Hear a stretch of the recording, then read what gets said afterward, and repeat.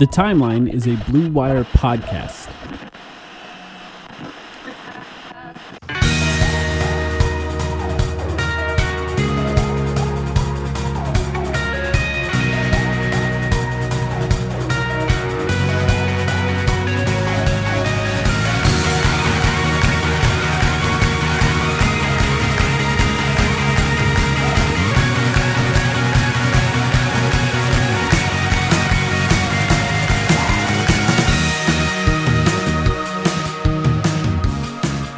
Welcome to the Timeline of Phoenix Suns podcast. My name is Mike, here with Sam. Sam, how you doing? I'm doing great, my friend. Ready to talk about the failing under 500 Phoenix Suns. I'm kidding. You know, they might lose every game, but right before we record, they pull through and win one for us so that we can at least talk about one win every episode so far. But yeah, they are under 500. They've played 7 games. I think they're one of only like 2 or 3 teams that have played that many games so far. Now 3-4, and it's early in the season. It's still people are really making their opinions about this team already, which is especially weird considering they haven't been healthy. But I thought it would be a good time for us to kind of take a look at some of the biggest overreactions that I have seen, or maybe that we have even said. I'm going to be inspired by people online, inspired by people that I've seen on Twitter, maybe Reddit, maybe Discord, all those kinds of places. And then we'll go through each one and use that as a way in to talk about the team and maybe talk about how big of an overreaction each of these things are. Does that sound good? Sounds good to me. Okay, cool. So, first of all, I guess before we get into it, do you have any thoughts that you want to mention on some of the games that we saw? Oh, just like we're coming off of a win. Yeah, yesterday as we record this. Yeah, just like general stuff on the team. So, I mean, look, in all seriousness, we're 3-4. Like, things aren't great right now. And I think as we get into some of these discussion topics of, is this an overreaction? Is this not an overreaction? Look, people have a right to be concerned about a lot of the stuff going on with the team right now. I'm not here to, like, dispel any of that. But it was really good to get a win yesterday. Because against Monty too, against Monty, and granted, yes, it was against the Detroit Pistons, but it was also a back-to-back on the road, which is the toughest type of game to win in basketball, of course. Had we been 2-5 coming into this podcast, I think there would be a real time to get out the fire extinguishers, panic. like break the emergency glass. Yeah, it's real panic, and I don't think we're quite there because there's this tiniest little bit of positive momentum we have going for us coming off a win against Detroit. Now they get a couple days rest. We are praying that Wednesday will be the debut of Bradley Beal. We don't know that for sure, of course, but we are praying at this point that he can come back. Actually, who is that game against? I forgot. Bulls. Chicago Bulls. Chicago. Still on the road in Chicago before they return for their first in-season tournament game on Friday against LA. That will be at home. Mm-hmm. So, yeah, we've got just a tiny bit of positive momentum going for us right now. Look, folks, this has not been a stellar start to the season. I don't think either of us are here to tell you that. But there are positives to take away in spite of the circumstances, too. And so I guess we're just going to spend the next hour sort of breaking down each discussion topic, some of the most controversial players or even, just some of the best players on the team, and focus on what we've liked, what we haven't liked, right? Yeah, I think we're going to do a podcast every week regardless, right? That's the idea of this podcast. But it's tough sometimes to make sweeping, discussion points this early in the season because everything feels like an overreaction. But sometimes some things aren't. Sometimes you learn some things early in the season that end up being true for the rest of the season. So that's kind of the idea. Like I sort of crawled through some of my Twitter replies or just some of the ones that I remembered, and I took some of the overreactions that I've seen in there, like I said, Reddit or Discord or other places as well, and we're going to go through those and we'll see what we think is an overreaction and what we don't. In fact, I'll start with one right now, and this is that Kevin Durant is an MVP so far this season, and I'll read some stats for Kevin Durant, who has been, outside of the first game of the season, amazing so far this season. 29.9 points per game, 4 assists per game, 6 rebounds per game. 61% true shooting percentage so far this season. Like I said, has played the most games of any player this season, along with everyone else has played 7 games. But out of the top scorers in the NBA, if you take out anyone who's missed games so far, like Devin Booker, who would be like 3rd, KD is 5th overall in scoring so far this season. What do you think about that one? Who's first so far? I haven't looked at the leaders yet. I don't have it up. I think it's probably like Luka or Steph, or Luka's been really good. See, this is the problem. As I said in the preseason, the Mavs are going to go 500 and Luka will win. And now, as it turns out, the Mavs are actually good so far. It's Donovan Mitchell. Donovan Mitchell is number 1 in the NBA in scoring through 5 games. Wow. The NBA is in such a weird place. Good for him. I think KD, they've also had injuries on that team. Yes, they have. Mention. No Jared Allen for games. No Darius Garland has missed some games. Yeah, so he's out there chucking. I think KD's been awesome. I think to make the MVP case, you need to not be under 500, which is the main thing going against him so far. But if we're just talking obviously about his impact, the Suns have no offense without KD right now. Shout out Eric Gordon, actually, who had a really good game last night. Yesterday was the first example I think we've seen where KD comes off the floor and actually the Suns were able to extend their lead rather than lose it. There's a little bit in the Utah game too, but I don't know if that counts. Yeah, we needed a game like we got yesterday out of Eric Gordon, who I think had what did he have? 21 points, 8 assists, maybe even more. No turnovers. He had 25 points. I can't remember, but he was very good.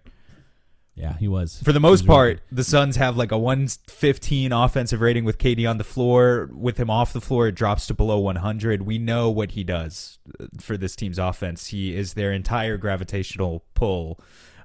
He continues to get to his spots from everywhere on the floor. He is actually driving. This is something that you just posted about online 15 minutes ago, actually. Do you want to talk about the fact that KD is driving this season? That's a big deal. Well, this is, I think, what's so great about Kevin Durant is that when Bradley Beal and Devin Booker are healthy at some point, if that ever happens, he can just sort of morph and change his role because he's so good everywhere on the floor. But without them, he understands what's needed in order for the Suns to be good. And so I tweeted this out. Kevin Durant's at 10.8 drives per game so far this season, which, as I said online, is not sustainable in that I don't even know if I want him to do all that so far this season. And it's the highest rate of his career since the NBA started tracking it in 2013, 2014. So if you're even thinking there was any point of his career where he drove more than that, it's possible. But he was very young. Probably in he was very young when that happened. 2008 or something he was. Yeah, more than 10 years ago, basically, at this point of his career. And, like I said, I don't necessarily want this because I want him to remain healthy. In the playoffs, it'd be great if he did something like this, but the Suns need it. They had to claw their way just to win the 3 games that they've won so far, unless, except for the first game where Devin Booker was just scorching everybody. And so he is able to sort of change. He's like a chameleon, right? He just kind of changes his role into, okay, now I need to be the guy that does everything. And he's driving to the rim. He's getting to the free throw line. They're fouling him. And the thing about Kevin Durant is you can't take anything away from him, really, in that if you take away the rim on his drives, he'll just pull up and shoot from 8 feet away, and that just drops 60% of the time or something like that. So if he's driving, you might quibble with how many shots he's taking at the rim. It's something like, it's not a ton. He's gonna stop short in the short mid-range area a lot, but that doesn't bother any of us because he's one of the greatest. It's an advantage all time at doing it. It's certainly, would you rather have a KD 12-footer or a Yusuf Nurkic layup? I know which one is which one is going to go in the hoop more often. I don't know are we going to talk about Nurkic at some point in this? We're probably not going to talk about his offense so much. We could, but it's been bad. It's been bad. As scoring wise, it's been bad. Although he did do one post move yesterday that I was like, all right, why isn't he doing that more? I think, it's so in his head that he's kind of the point guard on this team that he's passing out of some easy stuff too. EJ's been on him on that. But Kevin Durant, though, has been remarkable. And, I think, like you said, we got some minutes against Detroit where they were able to create some sort of offense without him. And I think the extent to which the Suns will continue to win without Bradley Beal and Devin Booker, if they have to play more games without them, will probably be dependent on the minutes without Kevin Durant on the court, because they look pretty good when he's on the court and they look pretty bad when he's off the court. So that's just kind of what it's going to be in the near future, right? Yeah, for sure. Regarding the free throw stuff, you mentioned free throws as one thing. Yeah. Obvious consequence of driving to the rim more. He's averaging 9 free throw attempts per game right now. That would be, again, I don't expect this to hold when Beal comes back, but just as of now, his highest rate since he was 25 years old with the OKC Thunder in 2013-14. He's taken the most free throws in the NBA so far this season. He's actually only shooting. This is something that our friend Kellen Olson was mentioning. He's weirdly missing a bunch of free throws, and yet he's still shooting 81% from the free throw line. His career average is 89%, which is just absurd. But I also wanted to give the Suns some credit for the fact that we shouldn't take for granted they are 10th in the NBA in free throw attempts, and even in spite of KD missing some of these easy bunnies, missing some free throws, they are 4th in the league in free throw percentage. So if that holds, I mean, this was not a team that was at all capable of getting to the free throw line at any point during the Monty Williams era. They actually had some really good free throw percentages. They led the league in free throw percentage once or twice, I believe. But they didn't get there because Chris Paul did his thing, never got to the free throw line, snaked pick and rolls and took 18-foot mid-ranges. Your role players didn't get to the free throw line, guys like Landry Shamet. Your bigs didn't get to the free throw line, guys like DeAndre Ayton. It's different now. It's a lot of it is KD, but even just our role players top to bottom are getting to the free throw line, and all of them, at least so far consistently, are hitting 80% or better, which is really nice to see. I mean, we could talk about Nurkic's offense all we want, but he also has shot the second most free throws on the Suns, which is just, and he's made 19 of 25. He's shooting 76%. It's the only thing that is saving his true shooting percentage, because otherwise I think he is shooting 37% from the field. Not like from the field, folks. That's really bad. Yes, it's really bad. It's really bad. I don't think, look, the thing with MVP, as we know, first of all, there's a bunch of players currently averaging over 30 points per game, which is crazy. And then, of course, there's the narrative case. Now you can actually make the case that KD has the narrative case just outside of the wins. He is the only thing holding the Suns together right now. And I think that kind of thing, if the Suns go on some sort of win streak with him without other guys, then that's kind of what does it. But other than that, I don't think he'll be MVP, but he sure is the MVP on the Suns so far this season. I'm just going to throw in the kind of opposite case overreaction that I've seen to this, which is that some people saying KD is washed. I think we can say that KD is not washed. Just quickly, yes. and now we can move on. Yes, he is not washed. Eric, this is me. This is a me overreaction, or we can judge whether or not it is. Eric Gordon is the best minimum contract in the NBA. I've said this online. I think yesterday, it's a good time to talk about it because yesterday he had that game that we just mentioned. I looked through all the minimum contracts this morning because I wanted to make sure to be prepared to have this conversation. There's not a lot of great ones. We know the one that he's competing with, right? We talked about it on playback yesterday. He's losing to this guy, if I can be honest. Well, let me ask you that. Let me ask you that because I have something I want to talk about. Fine. Kelly Oubre. Kelly Oubre. Is the guy. Helped beat us just the other day. Really good, yeah. And was not his only good game of the season. The former Sun. He's actually having a really good year.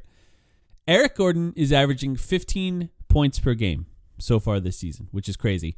And 3.3 assists per game, including the game where he essentially, like you said, was playing point guard. They started running different plays for him in that Detroit game, something that we should mention. They treated him like he was Chris Paul, basically. They were running double drag. They were running Spain, stack, pick and rolls. Funny enough, Eric Gordon still not getting calls. Only 3 free throws total in the entire season.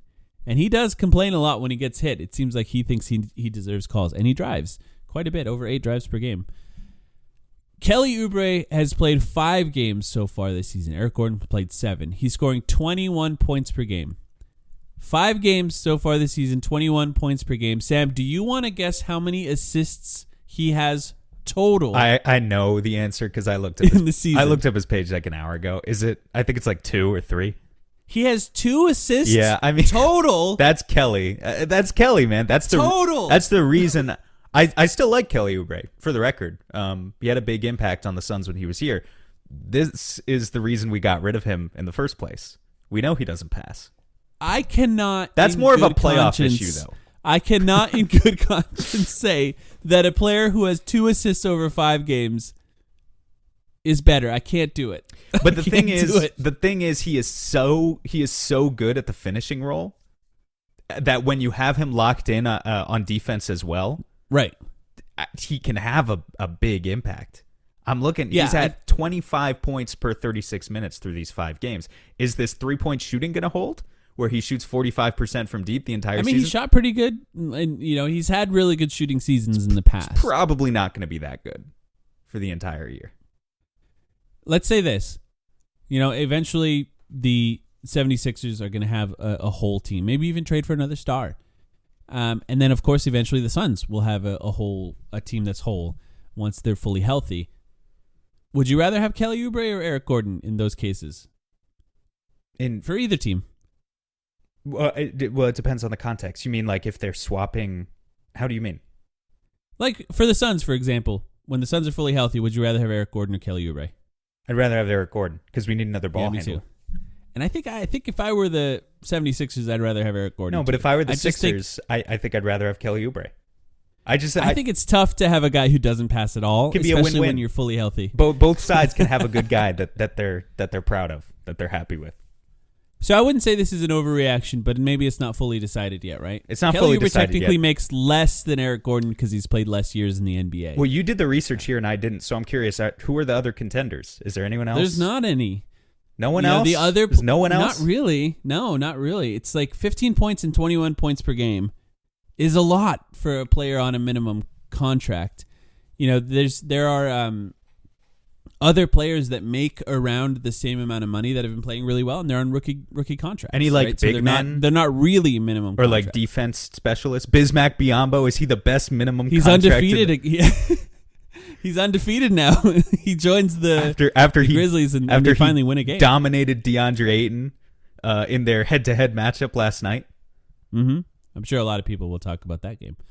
But yeah, Eric Gordon he's up there. He's close. I'd like to see him get to the free throw line a little bit though. It's kind of crazy how much he drives and he's not getting any calls. I think the calls there have to come soon. If like that trend persists for another 5 or 10 games, we're going to be talking about it as like what do we have to do to get Eric Gordon some calls?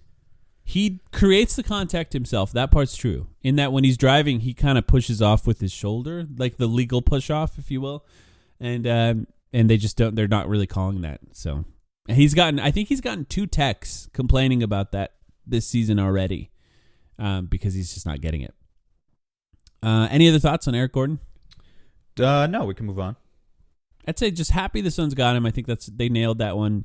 He had the choice. It sounds like it was between the Warriors and the Suns. That's the reporting on that, and he chose the Suns. And we're lucky he did, especially in this stretch.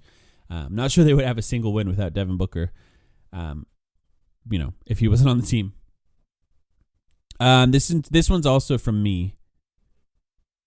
Josh Okogie might be out of the rotation entirely soon. This is the Josh Okogie conundrum. You can tell this is that the Josh Okogie you conundrum. can tell that this one is from you. Yeah, the resident Josh Okogie hater. Well, I will say I'm back. I'm back on that. He's back on his bullshit. Here, Josh Okogie did not make a 3 in yesterday's game, and Mike is here to hate with fresh contempt. No, look, what's out of the starting lineup now? I know he is. Yeah, but here's the thing. So, first of all, I think you might be right about this. I'm not saying like with any authority that you're wrong. Okogie's 3-point percentage now is down to 27% on the year. Granted, not huge sample size. But he's 4 for 15. That's not great. And they're all wide open. In order for him to be entirely out of the rotation, though, the other role players who he is going to be directly competing with for minutes need to look a lot better than they have. And so I know we're going to talk about these guys too, but when you look at Jordan Goodwin and when you look at Yuta Watanabe, and how those 2 guys have played this season, I would not say that either of them have made me leap out of my seat to the point where it's like, oh yeah, they need to play and Josh needs to sit on the bench. I don't think we're there. Jordan How do you Goodwin feel about in him particular, being out of the starting lineup? Do you think he'll be out of the starting lineup as well when the Suns are fully healthy? I think he's going to continue to get opportunities to prove himself again in the starting lineup. That being said, Keita Bates-Diop has shown us. I kind of think you said it perfectly about Keita when I asked you about this the other day. I think this was on playback, but just like he doesn't stand out. You don't Which watch. is good sometimes. Sure, he doesn't stand out in the sense that like Josh stands out when he's there by himself in the corner and no one is within 20 feet of him. And you look at Josh Okogie and you're thinking, oh yeah, that's why we ran into some issues in the playoffs. Keita has, like, there's at least a slight amount of respect for his offensive game. That said, he's not really carving out an offensive role for himself either right now. But he's been fine. Yeah, the reason I don't think it's obviously it's my take, so I don't think it's fully an overreaction is, look, like, if I think what's really hard right now is without Bradley Beal and without Devin Booker, it's hard to have a complete nothing offensively in the starting lineup. So just taking him out of the starting lineup now, like Frank Vogel's decision to do that, makes a ton of sense. But the other thing I think that happened, and we haven't talked about it on this feed, so we have to talk about it, is, the Spurs just didn't guard him at all. Like, just completely ignored him. And any team that has like some sort of secondary rim protector, the way the Spurs did, like with Wemby, it's just going to put him on him and just completely ignore him and then make life as tough as possible. Yeah, for everyone else. Eric Gordon's not going to be able to get to the rim. Kevin Durant's not going to be able to get to the rim in those cases. And even if you expand that to when the full starters are back, how much do they want to deal with that? Because like that level of extreme ignoring a player usually doesn't happen in the regular season. And the fact that it happened in the first 6 games of the season already for the Suns, I think is a sign that it actually could happen throughout the rest of the season as all these teams get scouted more and more and more. But we know for sure it's going to happen in the playoffs because that type of defense happens in the playoffs. They just ignore players like that. The scouting is at an all-time high, of course, when you get to the playoffs. So then you think, okay, you move him to the bench, and maybe he can find a role on the bench. Maybe he can. But I do think that it's going to come to a point where Frank Vogel is picking between Jordan Goodwin and Josh Okogie. It's going to be tough to play them both when the team is fully healthy. Sure, that's fine. If you're here to say that they have redundant skill sets, I'm not going to tell you that that's wrong. It's just Jordan Goodwin, let's not act like he has played well. For much of this season. We have another. In fact, let's loop this one in there. The next overreaction I have is Jordan Goodwin might never make a shot again. let me just throw in, before we move on to Jordan Goodwin. This is you, by the way. It's inspired by you. I know. I mean, I crapped on his game yesterday live, reacting to it on Twitter, and then he actually had a great second half and made 2 threes, and I gave him that respect afterwards. I said, okay, he had a good game. We were questioning if Saban Lee should check in. Before we get entirely into Jordan Goodwin, though, I just want to give the counterpoint also for Josh Okogie's game, defending Josh Okogie as I feel compelled to do. The offensive rebound percentage stat for the Suns, number 1 player on the roster in offensive rebound percentage, Yusuf Nurkic, no surprise. Number 2 player in offensive rebound percentage on the Suns roster. It's not Drew Eubanks, Mike. Yeah. It's Josh Okogie. And, yeah, defenses don't guard him, but the possession battle still matters. I think it would actually be harder for him to carve out a role on the bench because he needs to play next to stars. That's what makes it so difficult. That's exactly why it's tough to me, because if he's out of the starting lineup, if Keita Bates-Diop starts with Beal and Booker when they're back, that's when it becomes difficult to find a role for Josh Okogie. That's when it becomes hard. And maybe it won't be. But the thing about Jordan Goodwin is, like, he's not a good point guard. He's horrible. Jordan Goodwin. He's horrible. So far, maybe he'll redeem himself at some point during the season, but like we have not seen him be a good floor general out there, like really dictating the offense. And part of that is because he can't shoot. Synergy puts him so far at 0.67 points per possession as a pick and roll ball handler. That's around the 20th percentile, roughly. The offense looks really bad when Jordan Goodwin is running it. And again, it's the same as the Josh Okogie conundrum. I can envision him, if he can just get his 3-point percentage up to around 35%, I can envision him just standing off on the wing or in the corner when KD and Book or Book and Beal are in the game, and yeah, he'd be fine. But when he has to come in and play the current role that he's playing, the offense, it's a disaster class. Here's what's so difficult about it. Also, the other stat. With Jordan Goodwin on the floor right now, the Suns' offensive rating is 102.6. That's which horrendous. Went up dramatically yesterday. 102.6 it was worse before is that. horrendous. But here's the thing. With Jordan Goodwin on the floor, the Suns' defensive rating is a 93.5. That is tremendous. That's a plus 10. They're close to a plus 10 net rating with Jordan Goodwin on the floor. So how can I truly say that he doesn't deserve to play any minutes when technically he's been a positive? They're just doing it in such a way that they essentially have the worst offense in the league and the best defense in the league when he plays right now. That's what it looks like.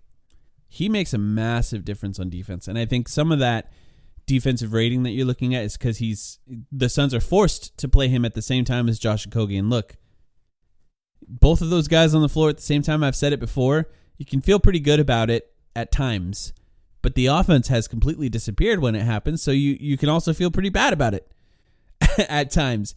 And the difference, I think, between Jordan Goodwin and Josh Okogie could come down to things like you're talking about, which is creating deflections, steals, getting offensive rebounds, or even when Devin Booker was in the 2 games we've seen him in, there was just guys guarding him full court, trying to tire him out so that he can't play good on defense and offense throughout the entire game. Jordan Goodwin can just dribble it down to start the offense when somebody like Bradley Beal, Kevin Durant, or Devin Booker are in. Once you pass half court, they can give it to Devin Booker to start the offense. Josh Okogie, not fully confident in that. That's the kind of thing that could dictate which one of these guys gets minutes. It's possible the rotations are figured out in a way by Frank Vogel where both of these guys can play a role. It's difficult for me to envision a scenario where if both of them are coming off the bench, you can find a role for both of them. Because it's just hard to play them both at the same time. And maybe you play them both at the same time with Devin Booker and Kevin Durant, and the offensive worries don't matter when you're playing against bench lineups or something like that. And that's just it. That's all it is. But as we go forward, it might be between one of those two guys. And look, neither of them can shoot right now. So we know that's going to be the case. So it's going to be about all the other stuff. I like both of them, though. It's funny because I think what's really magnified their difficulties is no Bradley Beal and no Devin Booker so far. But I still like both of them as a player. I think Josh Okogie has had huge moments for this team so far in the games that they've won. And Jordan Goodwin as well. He had 2 threes in that last game. If he can just do that occasionally, obviously that'll be the big difference maker. You just can't really count on it on a game-to-game basis, right? I'm going to be holding on to that Golden State opener, that Josh Okogie performance, for a very long time, it seems, because I have to keep telling you that he won us that game. We don't win that game. Devin Booker won us that game. Josh Okogie was the second best player in that game. Devin Booker was great. But some respect, please.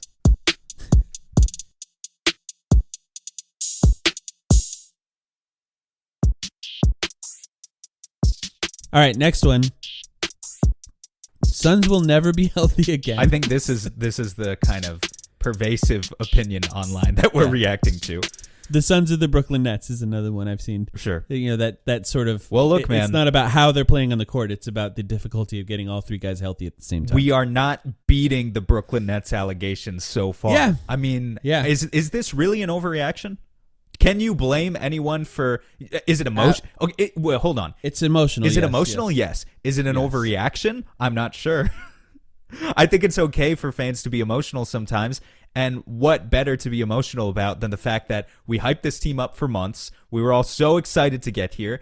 Brad Beal comes in. He's a perfect fit in the locker room. He's saying all the right things in the interviews. They look amazing in preseason. And he still hasn't played. Yeah. And we hope that he suits up on Wednesday. But the Wizards fans are laughing at us a little bit right now, and I can't say they're wrong. No, and look, nobody expected Bradley Beal to play the whole season. We all knew it just coming in. He's going to miss games. The whole goal with the Suns, as we've talked about, is for them to be healthy in the playoffs. And look, that is a Brooklyn Nets thing to say. Admittedly, that is kind of the type of thing that they were saying. But it's still true. That's the goal. They just have to win games in the meantime. This one is sort of tied to the Suns' depth question. And, a lot of people were saying something about the Suns' depth. Like, the Suns traded star players for depth. Here's my question about depth. The Suns are 3-4 right now. How many teams would be better than that if they were missing 2 of their 3 best players? Like, how many teams have the depth to continue to win without that? For example, the Memphis Grizzlies are missing two of their 3 best players. If you want to include it's so Steven Adams, right? Yeah, you're right. It's just funny with Memphis. The reason people aren't they the deepest team in the NBA? Well, because they've succeeded in the past without Ja, which is why people are making fun of them right now.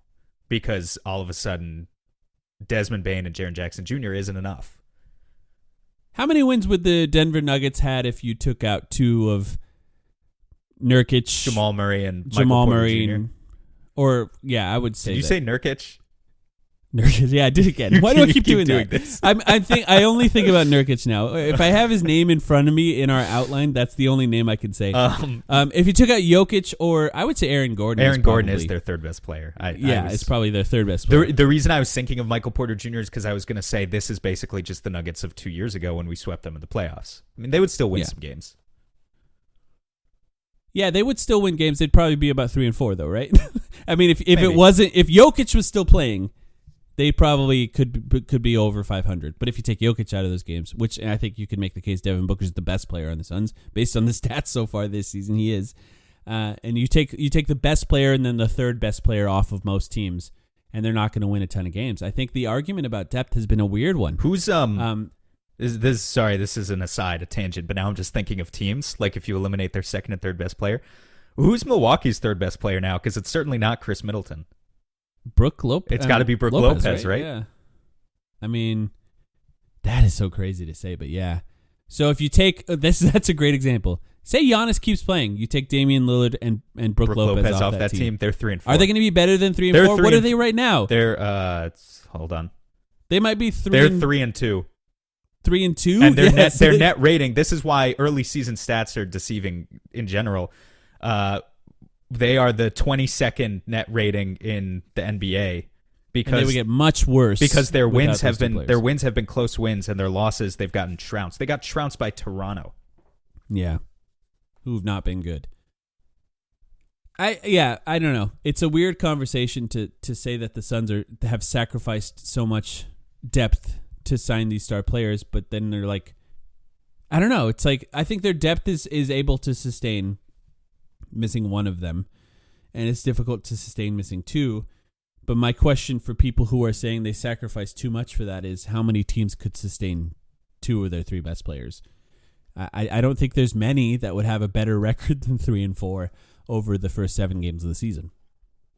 Maybe they'll even get better. Here's my last question on this. I know you said nobody expected Bradley Beal to play the entire season. That's true, but have you recalibrated your expectations for what a successful season from him looks like? I mean, I think I was hoping for 65, 60 games. Yeah, that's kind of what I'm still hoping for. You know, Steve Nash had back spasms. Do you remember that? Yeah, but Steve Nash played. Yeah, he did play. He played a lot. And he did. And I think there's a chance that Bradley Beal could have played by now, and the Suns are kind of making sure. I don't mind them being cautious at all. It's the beginning of the season. It's the right thing to do. You know, it's tough for Durant, though. You got to keep him healthy now with him being the guy that's playing all these minutes and scoring all these points. You don't think it makes me nervous that KD is currently top 5 in the NBA in total minutes played? He's fifth. I mean, he loves it. He loves it, right? Sure. I don't love it. Shams Charania had a report on the Suns. He said something like, look for the next 7 to 10 days for the Suns' big 3 to all be on the court at the same time. You know, the injury for Devin Booker has changed. It started out with a left toe injury, left ankle injury, and now is a right calf injury. Right calf injuries, or just calf injuries in general, that could be a few weeks, what we've seen in the NBA. I looked up calf injuries in the NBA. It's generally a few weeks. Now, that doesn't necessarily mean it will be a few weeks for Devin Booker, but they got to keep that safe because that's not... Can't play around with a calf injury. That could really mess you up for a significant portion of the season. Actually, I don't see this on your list, but we should probably add this as an overreaction that we've seen online. Is it because of the shoe? That's an excellent one. Is it because of the... Is it a curse? Injury related question? Yeah. Yeah, that's funny. And I actually understand why people think that, but I doubt it. I imagine whatever shoe Devin Booker was wearing, they made this one to be exactly like that, right? It seems like that's exactly what they would do. How different is it really on the inside when he puts it on compared to the Kobe's that he was wearing previously? Probably exactly the same. Yeah, it's just weird that they're all leg or lower body injuries, and also the fact that it's moving up his body progressively. Like some sort of parasitic worm. The implication from Dwayne, it is a different leg, but the implication from Dwayne was that the calf injury comes from him doing no ramp-up work to be ready to play in the last Spurs game that he played. So basically, he had the ankle roll in the Golden State game, did nothing on the court other than one workout, and then played the Spurs game where he just kind of went too hard and his body wasn't ready, and that caused the calf strain. Now, whether or not that's true, I don't know. The Suns are difficult to read when it comes to injury news. But, I'd like to see them all healthy at some point soon. But if they can't all three be on the court, I'd like to see two of them on the court. That's kind of the main thing I'd be looking for at this point. I think we're at the point where Bradley Beal's probably coming back before Devin Booker based on the injuries. So maybe we'll see Beal in Chicago. He better look good. I don't think it's an overreaction to be worried about health. No, neither do I. It's not. How could that be an overreaction? That's the biggest question. We talked about it in our preseason, or our season preview. It's the biggest question facing the Suns. Can they be healthy? Next one. The Suns will have a top 10 defense this year. They're 10th right now, Sam. It's early. In defensive efficiency, and this is including some not good transition defense, which comes from them just missing every shot when Kevin Durant's off the court. It's a great point. Missing every shot and also just turning the ball over a hell of a lot because they don't have their main ball handlers. Can I read you some stats? Yes. So Frank Vogel wanted a team that was scrappy as hell. That's how he described it. So I think, when you talk about defense here, the first thing I'd like to look at is kind of, let's get into the physicality. Let's examine their hustle stats. When you look at the hustle stats so far for the Suns, they are 4th in screen assists. Granted, that's more of an offensive stat, but it's a physicality stat. They are 4th in loose balls recovered. They are 9th in total shots contested. They are average, middle of the road in deflections. Overall, I would say paints a picture of a pretty scrappy team that is holding up their end of the bargain in terms of what they want their identity to be. What would you say? I think that part of the reason the Suns have been good on defense is no Bradley Beal and Devin Booker. It's not to say that those two guys are bad at defense. It's just that the guys that end up playing more minutes when those guys miss are Jordan Goodwin and Josh Okogie. And that means that you're probably going to play better defense with those guys in the court, just much, much, much worse offense. I still believe in the idea that making more shots is one of the best defenses you can have because then you can get back. There's less transition, so playing a better offense is going to help them overall.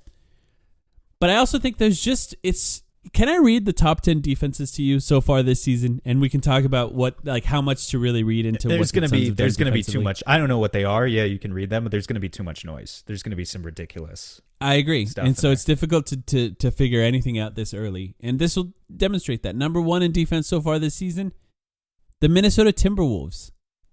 I mean, which they got Rudy. Is it? Who knows if that's sustainable? They do have Rudy Gobert, but that shocking. Number 2, Orlando Magic. Yeah. Who've been good. They've been good so far this season. Yep. I think they're 4-2, yeah. Number 3, New York Knicks. Number 4, Philadelphia 76ers. Number 5, Los Angeles Clippers. That's going to go down. Well, they have James Harden. Number 6, Denver Nuggets. Number 7, Boston Celtics. 8, Toronto Raptors. And here we go. 9, Portland Trailblazers. 10, Phoenix Suns. None of that is super shocking to me. I think Orlando Magic, Minnesota Timberwolves, who were just sort of average last season, are the outliers. The Knicks, they have Thibodeau, but I'm not sure they have the personnel to stay top 3 in defense so far this season. And the Nuggets at 6 is pretty surprising. Yeah, the Nuggets at 6, they're not going to stay at 6. Even the Raptors at 8, and definitely not the Trailblazers at 9. I would say that most of this top 10 is not going to be in the top 10. The Raptors could stay. The Raptors could stay at 8. The defensive side of the ball is not their problem. Yeah, that's true. That's true. Yeah, they could. They could stay in the top 10. Now, the question, I guess, is, or the overreaction is, can the Suns stay in the top 10? And I think it's possible. We talked about this a lot in the preseason. What would it take for you to believe in the Suns defense? Obviously, we said if they're top 10 and they're fully healthy, they can win a championship. I don't even think we said top 10. I think maybe you said that. I think Kellen and I both agreed top 15 was all they needed to be. Because right now they're better than that. Yeah. We've increasingly seen teams that, like, there are teams all the time that are elite offensive teams, average defensive teams that win championships. Despite what people say, you don't see the inverse. You don't see teams that rank first in defensive rating, but 16th in offensive rating and win a championship. It hasn't happened in the NBA yet. Yeah. So I'd rather be the elite offensive team that can be okay on defense, and so far they're better than okay. It's a great sign. I think that a coach actually does make a big difference defensively, and Vogel's got them all prepared to do all kinds of different things defensively. And I at some point I would like to watch some film and talk about defense online. So keep an eye on that. If I have the chance to do that this week, I will, because I think there's some interesting things that they're doing, and I think they can be pretty good. It's hard to predict what they're going to be at the end of the season, considering they have yet to play a game fully healthy in this entire season. So, but right now, looking good, right? Absolutely. I like this next one. Oh, no. Yuta Watanabe is actually just Landry Shamet. This is not one of mine. I did not say that, but whoever is saying this, where did you get this one from? Just online? Yeah, I think I saw it on Twitter and Discord, yeah. I respect this opinion. What do you think? It's funny. I mean, I think people are a little bit too quick, maybe yourself included, to crown. I like Yuta's length. I like his height. I like some of the stuff he does on the defensive side of the ball. I don't think he's as much of a clear-cut offensive product as maybe we're sort of wishing him to be. I just think he fell on his wrist in the Spurs game, and I just think he's been missing some shots since then. And I think overall his he was the best 3-point shooter on the team before that. So I think just overall, if he starts making more shots, he makes a big difference. But I will say I don't think he's anything close to Landry Shamet, because Landry Shamet was just worse in general. I just looking up stats. Landry Shamet on passes from Devin Booker in the playoffs, shooting from 3. We've talked about it before. Generally, when Devin Booker passes to a guy, they're wide open. And generally, it has a massive positive effect on their shooting percentage from 3 when Devin Booker is passing to guys. You know, we've talked about it with Mikal Bridges, Cameron Johnson in the past. You know, Kevin Durant, I think last year shot 75% from 3 on passes from Devin Booker in the regular season. Landry Shamet in the playoffs, most important games, shot 14% from 3 on passes from Devin Booker. I'm not here to defend Landry. I never liked Landry, but we haven't seen Yuta in those situations Defensively, they're similar in that most of their ability to be an effective defender, which I think Yuta has been, is based entirely on effort. The difference is Landry Shamet was also small with short arms, whereas Yuta is pretty huge. So here's my concern. This is just my devil's advocate thing. There is, I like the fact that he's tall. Defensively, I do think it makes a difference. Offensively, it should make a difference, except that Yuta isn't using his physical advantages necessarily in a way that I would like. And that's where I think maybe some of the concern comes for people. 80% of his field goal attempts are threes. But he's willing to drive the ball. Yeah. And so there's a bit of a disconnect. When I watch Yuta play so far, it's like he drives the ball, but then he stops short, and he's just a little bit timid with his offensive game. He doesn't want to take layups. Yeah, especially for a guy who's such a great free throw shooter. I would like to see more of that. And I think that's, maybe where a bit of the Landry Yuta comparison comes in is that what good is a guy who's going to attack closeouts if he's neither a stellar playmaker nor a finisher at the rim? I think Keita Bates-Diop, Yuta Watanabe, even Josh Okogie Jordan Goodwin are all just going to make more sense when they're healthy. They're all just going to play a little bit better, obviously, when Devin Booker, Bradley Beal are around. Because, right now, without them, they're just being asked to do a little too much and maybe a little bit outside of their comfort zone. Keita Bates-Diop, I think, has done the best in those chances so far. But I would say in the first 3 or 4 games, Yuta Watanabe was doing the best in those chances. So we'll see how it looks when they're fully healthy. I'm personally not worried about him at all, but I did find that one to be a funny one. And I think Landry Shamet I think people are maybe forgetting just how bad he was last year. Landry Shamet was awful. Like, even just from the perspective of teams completely stopped guarding Landry Shamet. And that has not happened, of course. I'm looking now. I see not happened with Yuta. Landry has appeared in 2 games for Washington, but I actually don't know because I haven't been watching Wizards games if that's because of an injury or if he's hurt to start the season. Okay, so it's not the fact that he couldn't crack the Wizards rotation, because that would be very funny to me if that was the case. Shout out Landry. Yeah, I think Yuta will have a chance to win people over. If you're worried about him, we'll see. I think he's turning down some threes, though. I want to mention that. And this is Cam Johnson syndrome here a little bit. When you have a fast shot, you just got to shoot him. Next one. Nurkic is bad at defense. This is all over the place right now. With I don't know, people comparing, I guess, Nurkic to DeAndre Ayton. That's the big thing, is people really comparing Nurkic to DeAndre Ayton so far this season. And I personally think Nurkic is good at defense so far on the Suns. What do you think? I think it's a function of your expectations. I think Nurkic is perfectly mediocre at defense, but because we expect him to be bad, maybe someone like you looks at that and says, oh, actually, he's good. But I think similarly, DeAndre Ayton, I think that's a good point. DeAndre Ayton last year was also mediocre at defense, but we expected him to be good, which is why some of us got so down on him, because it was, again, just mismatched expectations for what we wanted them to be. I think if people are still comparing Nurkic and Ayton on look, it's natural. It's like, that's human to do that, because DeAndre Ayton was the most recent starting center for the Suns. They play so differently. They just do. He's not going to impact the game defensively in the same way that Ayton does, but it doesn't mean that he's totally doomed to be a bad defender. I think he's been average so far. I think people are forgetting just how awful the Suns were with DeAndre Ayton on the floor last year defensively. Really, really not good. For example, on the whole, the entire season, the Suns defended, their defensive efficiency with DeAndre Ayton on the floor is 113.2 last year. Right now, the Suns' defensive efficiency with Nurkic on the floor is 112.6. Defensive efficiency, okay. You want a lower number. Yeah. So, but that's kind of exactly my point there. Why are you saying? So you're saying the Suns were awful with Ayton on the floor and a 113 defensive rating? No, I think the 113 defensive rating came after DeAndre Ayton started playing well in the last 2 months of the season. In the middle of the season, with DeAndre Ayton on the floor, it was like a 116, 117. It was at this point of the season last year with DeAndre Ayton, it was terrible. And I think it's actually got a lot better towards the end of the season when he started picking it up a little bit.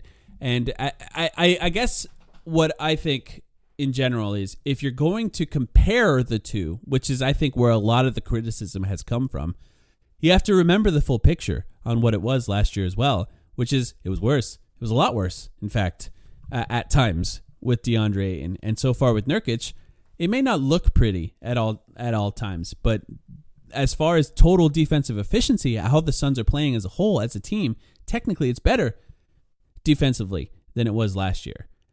Now, you can make the case, well, would DeAndre Ayton be better? Here's the thing. One of the reasons the Suns are playing so well defensively this year is playing different schemes on different guys.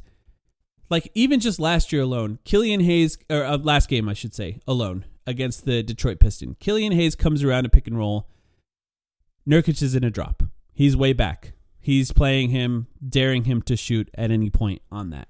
Now, all of a sudden, Cade Cunningham is coming around a screen and an actual talented offensive player. Someone who can to score. Hayes. Yeah, someone who can score from anywhere on the court if you leave him open. Nurkic is playing up high at the level of the screen. They're doing the peel switch thing. They're basically switching and then switching back as the roller rolls and just forcing him to basically have no options with the ball at that time. Look, you can say maybe DeAndre Ayton could do that. He couldn't. For a lot of his times on the Suns, it was difficult. The Suns basically went from trying to do that early in his career to just getting him into a drop, which he was very good at times, playing a drop defense. But Frank Vogel likes to change things up on the fly. He likes to make players on the other team not know what's coming at them. That means the team needs to be prepared for different styles of defense at different times. And I think Nurkic has been good at that. He understands the scattering report. He understands what Frank Vogel is asking him to do, and the Suns are playing that at times really well. I mean, that's resulted in them being top 10 in defense without having a healthy team so far this year. Yeah. Now, I'm not going to make the case that he's a great defender. I don't think he's been like a great. I don't think he's been a great rim protector. But I do think what the Suns are asking him to do, which is to be a good team defender so far, he's doing that at a level that I guess I personally expected him to do, so I'm not disappointed by it. Yeah, they're asking him to be a jack of all trades, master of none, which is the right approach for a guy of his physical profile and his combination of basketball intelligence and all that. The one thing I guess that we really haven't seen from him at all that we're never going to see is switching. We're never going to see outright switching from Yusuf Nurkic onto you don't want smalls it. on the perimeter. Yeah. But otherwise, in terms of the angle at which he defends screens, we're seeing it come in all sorts of flavors, and whether it's him or Drew Eubanks for that matter, that's a good thing. It's a really good sign, because you're right. For the past couple of years, oh yeah, I mean, again, this has maybe more to do with the fact of how often Drew is. I mean, Drew is legitimately a great rim protector. He's been an awesome rim protector so far, but it also has a lot to do with he's sharing the floor with Jordan Goodwin and Josh Okogie and guys like that. Yeah. But the defensive rating when Drew Eubanks is on the floor is like 102 so far. It's awesome. It's just the Suns thing, right? The backup centers are going to have amazing stats. James Jones. This team's identity is going to be, they want to be an off. I mean, I know they're saying they're scrappy and everything, and I mentioned those hustle stats before. I think they are playing scrappy, but we anticipate them, if they can ever get fully healthy, they are going to be one of the best offensive teams in the NBA, if not ever. So we just need their defense to be okay. Look, we're talking about Nurk's defense here, but let's also mention the fact he's averaging over 4 assists per game. He's taking 3 threes per game. Is he hitting a great percentage of them so far? No. But do I like the fact that he's in that trailer position and that he's at the top of the key, feeding other guys, getting more assists than even I anticipated before when we talked about it in preseason? He's doing what he was paid to do. He's just not going to be a defensive anchor, but it doesn't mean he's bad. No, I mean, he's been good. I think if you want to say he's bad at defense, I think you could make some sort of case that he's bad at defense. I think that's going a little too far as an overreaction. I think he's been okay at defense, and I think that's been what the Suns are asking him to do so far. And whether or not that's sustainable will be interesting to see. I also think there's a case that defensive rating is going to get better, like I said, once the Suns have better offense when the guys are healthy, and there's just less transition buckets, which I think has been, I don't think is really on the center often transition buckets. It's up to other guys to run back and stop the ball. Well, the center's usually the last guy down on defense. That's been a lot of Eric Gordon, Grayson Allen, they've got big responsibilities too with how they have to run pick and rolls and run the offense right now. But a lot of the transition defensive miscues have come from them or the wings. It hasn't been the bigs so much. Can I add one to our list here before we start to wrap things up? This is one that I think we need to address because I've definitely seen it online several times. Kevin Young doesn't have the sauce. Fire Kevin Young is an opinion that I've seen, particularly at points in games where the Suns are down and people are at peak frustration. So that's when you're going to see stuff like this on Twitter or Reddit or wherever. Is there anything to? I mean, it's for me. I'll just say my very quick take. Too early to really evaluate. It's insane. The Suns' offense because the role players are being thrust into roles that they weren't reasonably prepared for. I take it you don't want Kevin Young fired at this point of the season, is what you're saying. I would love for people who are saying that. I would love for them to tell me how the Suns can get a great offense without Kevin Durant, Devin Booker, and Bradley Beal on the floor. Like at times it'll happen and at times it won't. It's not because they're running the wrong plays. It's because that's the types of players that we're relying on. Guys who will sometimes be great offensively and will sometimes be bad. That's the reason they're making the amount of money that they're making. It's up to other guys to make up that slack, like Devin Booker, Bradley Beal, and Kevin Durant. With them on the floor, the offense is going to look great. I think if you're the type of person to say the offense with Kevin Durant on the floor has been bad, that's just not true. Well, that's just wrong if you look at the stats. Yeah. It's just wrong. It's just not true. Is there a lack of creativity in feeding the ball into Kevin Durant in the post and then him being double and then the waiting swing? for the, there is. But also it creates wide open shots. That's the goal of offense in the NBA. If you can find a way, and this is especially the case, I think, when you're asking Kevin Durant to play a lot of minutes, if you can find a way to create an offensive advantage without putting a ton of work as far as dribbling, running the offense onto Kevin Durant's shoulders, so he just kind of pushes his way into the post, catches the ball, it doubles. Now the Suns are playing 4-on-3. If you can find a way to create an offensive advantage that easy while you're asking someone who's 35 years old to play 39 minutes a game, then you're doing the right thing, not the wrong thing.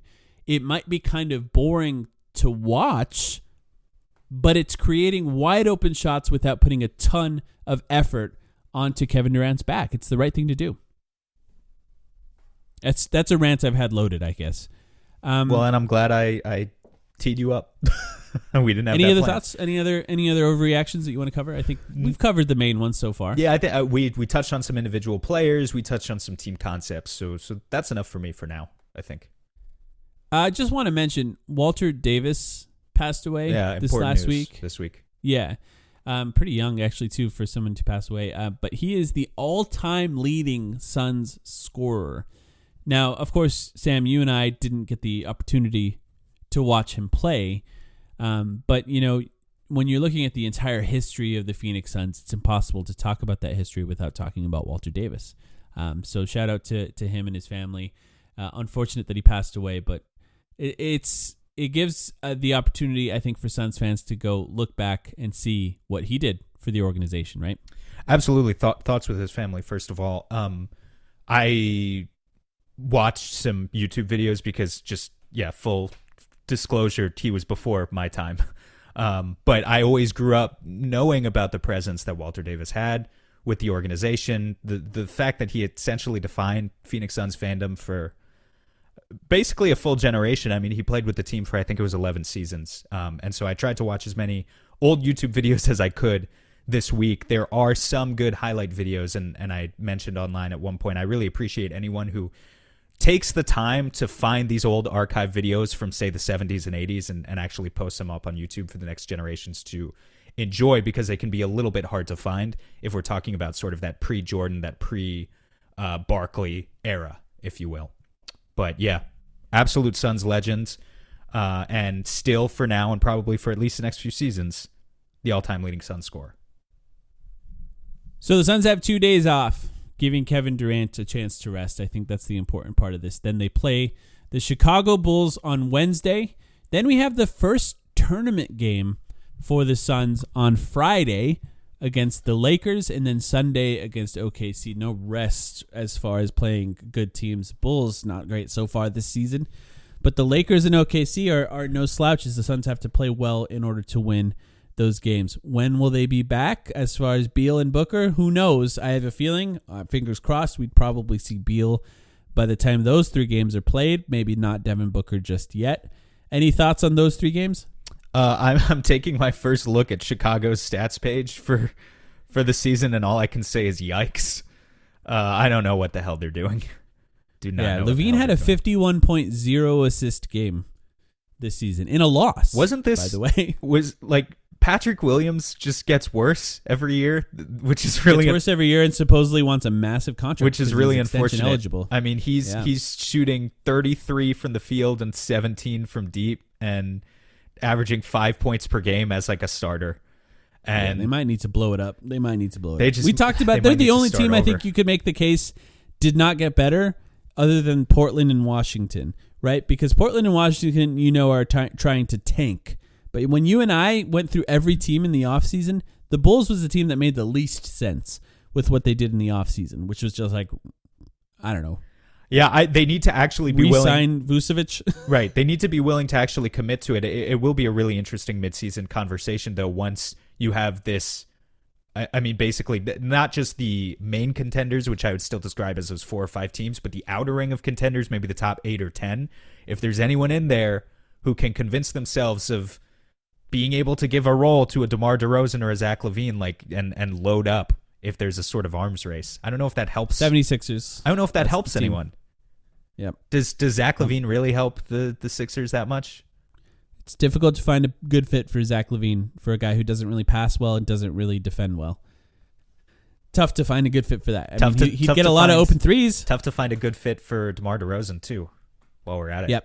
Yep. But having said that, those are guys that can kill you on any given night, no doubt, in the regular season. So the Suns still have to be on their game. I mean, it's so tragic, too. I guess the last thing here is just like if the Bulls blew it up right now, let's say they keep Patrick Williams, they're going to convince themselves that, I don't know, he could be something.